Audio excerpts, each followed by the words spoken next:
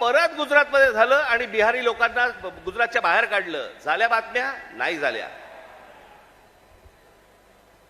इथे एका मिठाईवाल्याच्या कानफडीत बसल्यावरती देशाची बातमी घडते. देशाची.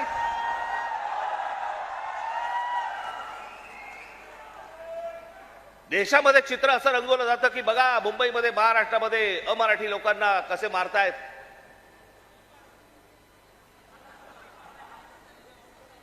हे काय प्रकारचं राजकारण सुरू आहे देशामध्ये आपण लक्षात घ्या.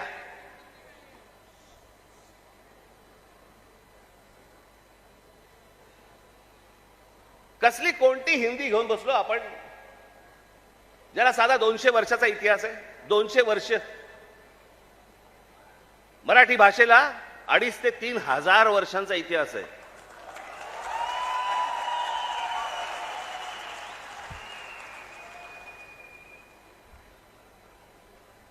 मराठी भाषेला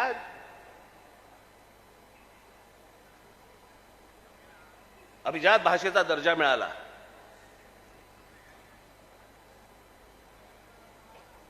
या शिवतीर्थावरती इथे मुंबईला पंतप्रधान नरेंद्र मोदींच्या समोर मी त्यांना सांगितलं होतं माझ्या फक्त 5 गोष्टी आहेत, 5 अटी आहेत गोष्टी.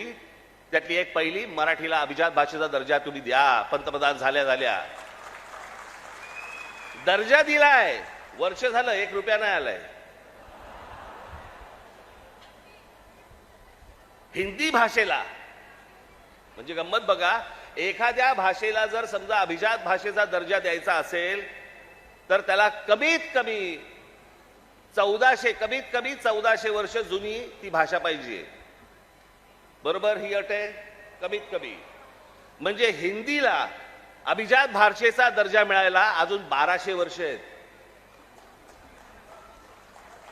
1200 वर्ष आहेत. आणि ती भाषा तुम्ही आमच्या लहान मुलांवरती आणि आमच्यावरती लादणार. हिंदी या भाषेमुळे हिंदी चित्रपट सृष्टीतल्या नटनट्यांचं भलं झालं, ह्याच्या पलीकडे कोणाचं भलं झालं जरा सांगा मला. साधी गोष्ट आपण पकडूया की उत्तर प्रदेश, बिहार, मध्य प्रदेश, राजस्थान इथे हिंदी बोलली जाते. मग हे लोक उठतात आणि महाराष्ट्रामध्ये नोकरीसाठी काय येतात? जर हिंदी भाषेमुळे जर तुमचंच भलं झालं नसेल आणि तुमचीच राज्य मोठी झाली नसतील आणि तुम्हाला जर दुसऱ्या प्रदेशामध्ये जाऊन जर समजा तिकडे येऊन नोकऱ्या कराव्या लागत असतील, नोकऱ्या मागाव्या लागत असतील, गुजरात सारख्या राज्यामध्ये जाऊन तिकडे जर समजा तुम्हाला मार खावा लागत असेल, हिंदीने काय